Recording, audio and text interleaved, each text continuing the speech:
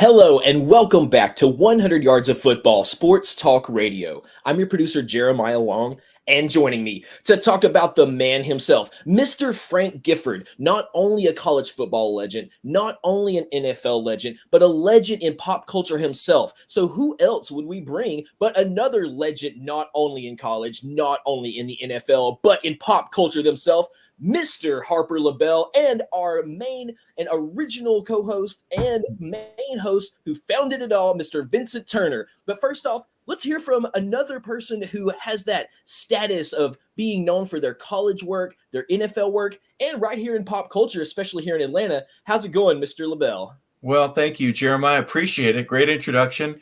Welcome to 100 Yards of Football, everybody. Today we're going to talk about one of the original legends of the NFL, at least back when the league started to take off. We'll talk about that a little bit later. But Vincent, good morning. Today we get to talk about Frank Gifford. How you doing this morning, Mr. Harper LaBelle, California, YA, LA in the house? Doing great. Outstanding. Yes, sir. When I think about Frank Gifford, to start our show off today, all I can remember him as the first Monday Night Football telecast, September the 21st, 1970. I'm a 10-year-old.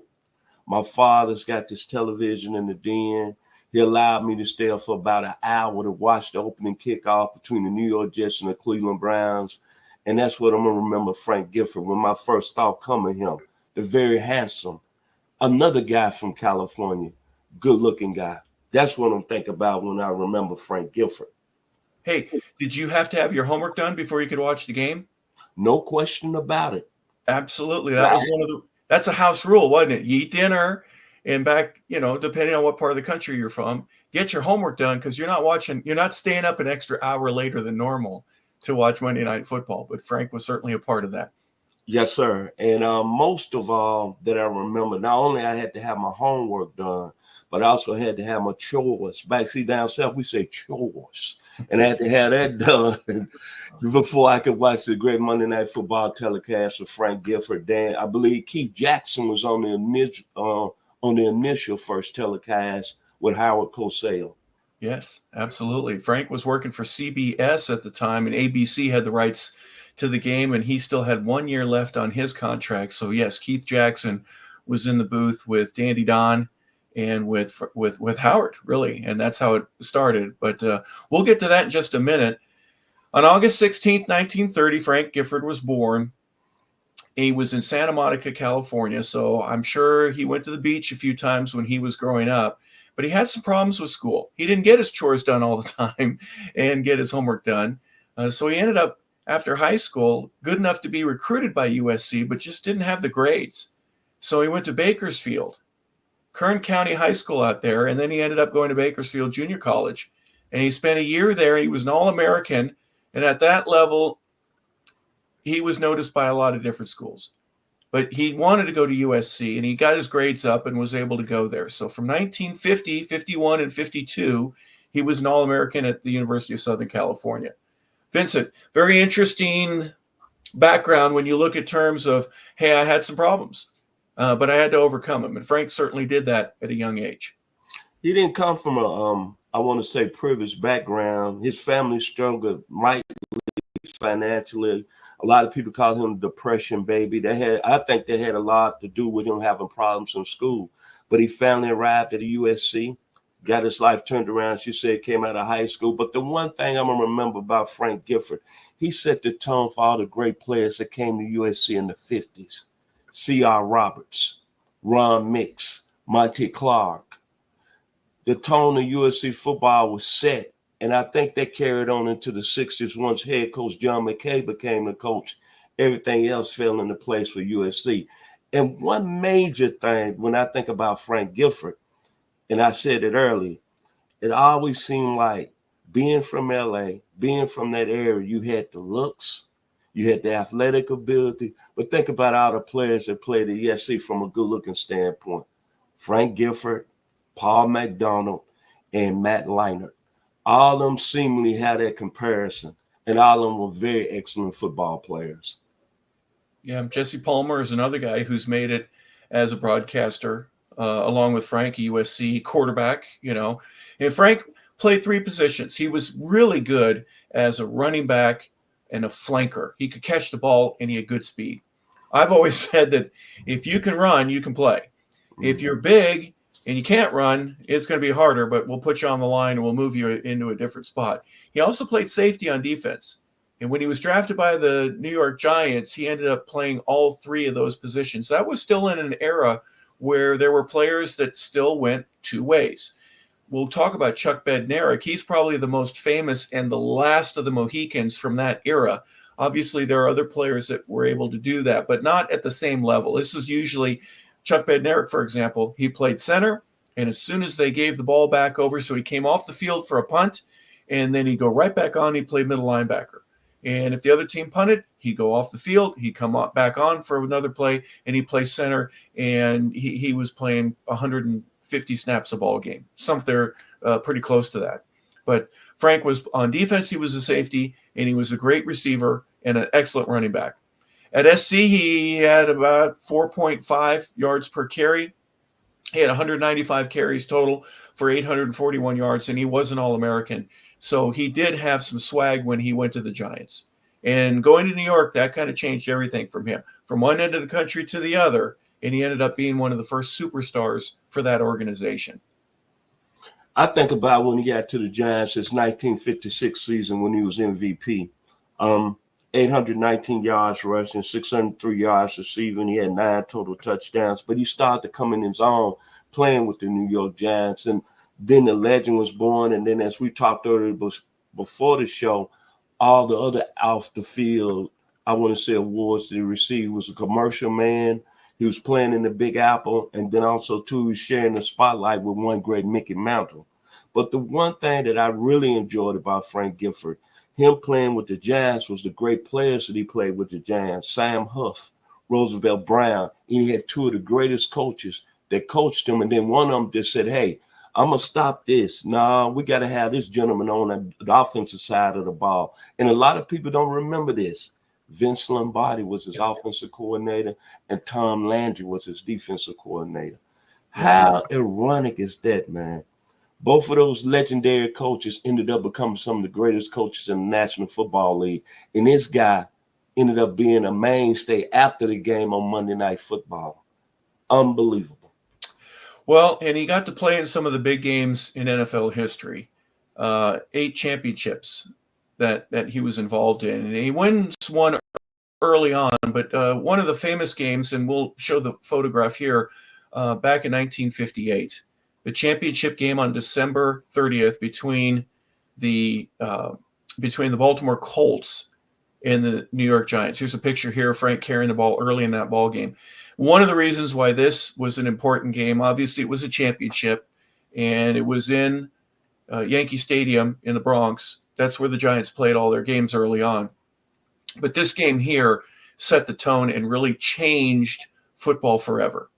And the reason that it changed is because there were a lot of people watching, and it was the first championship game to go to overtime. And back then they called it sudden death. And it was a different type of atmosphere. And you had the television, you had an exciting game, and next thing you know, more people are watching this than any other football game previous to that.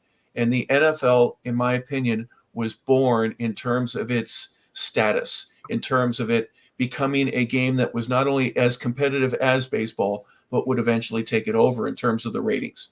And the NFL has been amazing ever since in terms of its growth and the ability to broadcast games just enough time in between plays so you can talk about it. You learn how to broadcast games a little bit differently. It used to be radio only, but it became a visual game that everybody enjoyed. I think what was so ironic about this football game and why, as you just said, really put the National Football League on the map, because it went to sudden death overtime. That was, to me, the most telling part. And then I don't know, we was talking about the numbers for the show. I don't know the numbers that watched that game, but I always remember sudden death overtime, Johnny Unitas, and I'm going to give it to you, Harper, the running back that scored the winning touchdown, because you was talking about the gentleman in our pre-show meeting, the young man out of Wisconsin. What's his name? Ed Amici. Yeah, Ed, okay. Right. And all I remember, Mr. Amici going into the end zone, fans coming from all of the stands, but I remember most of all the game went into overtime, and it was a championship game. Yeah, we were too young to visualize it. And Jeremiah, of course, is the next gen. So understanding the history and the background of that particular game, and it became one where Johnny Unitas became a household name. Johnny U, everybody, every kid on a playground or on a street corner game, wherever it was, Johnny Unitas was the guy that you wanted to be. And it was during this game back in 1958 that all of that began. A couple years later, Frank was on the wrong end of history in terms of being the victim. Here's a picture right here of Chuck Bednarik. We spoke about him just a moment ago, and Chuck delivered what is simply called the hit. Frank catches a little swing pass out in the flat, and Chuck Bednarik knocks him cold. And you can see right there, Frank was out for almost 10 minutes. The training staff was a little bit different back in those days, but this is back in 1960, and Frank was out, not 61, excuse me, not only for this game and the rest of that season, but the following year. He retired. He missed 18 months of professional football life because of this hit. You're looking at the hit right there. You're looking at Frank Gifford. As you just mentioned, he's laid out. Back then, it was gladiators that played the game. That's why I have so much respect for the players in the 60s, the 70s, the 80s, when you played Harper in the 90s. During those 4 eras, football was at a level that you had to be a real man, as we say down south, a real man. And if you go back on YouTube today, all our listeners and people that's viewing the show today, go back and look at that hit. It's one of the most brutal visual hits in pro football history, maybe in any game that I've seen in my life. And it was just a play where Gifford was running, trying to get to an area, and it just seemed like Mr. Bednarik just came out of nowhere, and he hit him up high, hit him right there. And that's why I say the 60s, the 70s, the 80s, and I pray every day that I could play that game. But that's why today I got so much respect for you and all the players that played in that era. Because, man, you was going to get hit one time in that game. And you saw what happened. Frank Gifford, I don't want to say it, but he got laid out. Yep. Laid out. And one other thing, if you don't mind me saying so, I'm going to add the era of the 40s with that as well, because you had guys that went to war. And in the middle of that decade, when they came back, there were a few that could play football and were good enough to be given a job once they were done, either in the Pacific or in the European theater.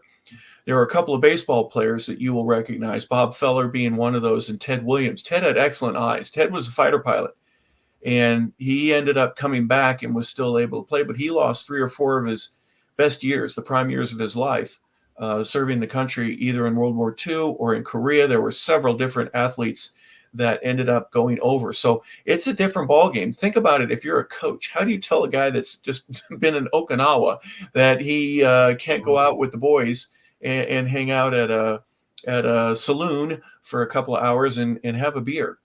It was a different time. And the players back then, they were hard-nosed, tough, aggressive, physical, and the game replicated that as well. So this is one of the last of the Mohicans in terms of the two-way players. That's Chuck Bednarik, number 60. But different era, different time. And Frank Gifford, as we mentioned, was on the wrong end of that hit. But he went on to still have a 12-year career, which was outstanding back in the day, won a championship. A couple of stats that you have: 8 Pro Bowls for Frank. And I said there were 8 championships. He played in 5, excuse me. He was the MVP of the league in 1956. So Frank Gifford, during his 12-year career, was an outstanding football player. He was rewarded in 1977 by being inducted into Canton, Ohio's NFL Hall of Fame. He has a gold jacket. But another thing that really set Frank apart was the television and broadcasting after he was done. He would do commercials. He pitched a lot of different products, from Grecian formula and Vitalis, toothpaste, cigarettes, you name it. Here's a picture of Frank back in the early days. his hair was all messed up on game day, but when it was done, it had a nice little weave going in it. So he learned to do that. And as Vincent said a little while ago, he shared the spotlight with Mickey Mantle. And Mickey was the guy in the 50s for the Yankees. Yogi Berra, of course, was a great player. Billy Martin was a great player. Whitey Ford, Elston Howard. They had some great teams and championship teams. So it was very difficult to compete with the Yankees back in the day. But if you can look at that photograph that we have of Frank back early on, one of his early commercials that he did, Frank did a fantastic job of being able to be a pitch man and take it after football into something where he can make a couple of bucks and be a part of the ad world, and eventually got that got him into broadcasting. My final words about Frank Gifford today here on 100 Yards of Football. You look at New York City, the greatest mecca in all the sports. It's no place better. If you become a great athlete, when you playing basketball, football, or baseball, everybody in the world gonna know you. So when I think about Frank Gifford, like the great song from my man, my boy, George Vincent, Frank Gifford was the first athlete that set the tone. Neon lights on Broadway. Broadway, yep. Outstanding guy, class guy. Like I said, I remember him not only on the field, but being a member of that cast of Monday Night Football. Excellent guy. What more can you say? Royalty when you mention Frank Gifford's name. Yeah, on August 9th, 2015, Frank died. And I was on the air with 92.9 up in Flowery Branch doing broadcast while the Falcons were having their training camp. Mm-hmm. And I was on the air with Mike Salmon. We took a break, and I noticed walking in one of the corridors in where the media was Gil Brandt. Gil, obviously, of Dallas Cowboy fame. Him and Tex Schramm and Tom Landry helped construct the early Cowboy organization. Gil had long since retired. But when I noticed him, I'm thinking to myself, and I'm not too smart, but get that man on the air. So I went over to invite him when we were taking a commercial break. He was visiting just outside the door where the media comes in and out. And just before I approached him, I wanted to say, Gil, I know you don't remember me. I'm Harper LaBelle. I wanted to see if you would spend a minute or two to be on the show. I didn't even get out, hey, Gil. And he was on the phone, and he gave me one of these points like something's going on. Mm-hmm. And I realized I needed to be quiet. And then he started walking away from me. He goes, hey, we just found out Frank died. And then when he walked away, I realized something. There was a certain group of people from that era that all knew each other, and they were tight, and there was a club that you were in, and just whoever Gil was talking to, Frank died.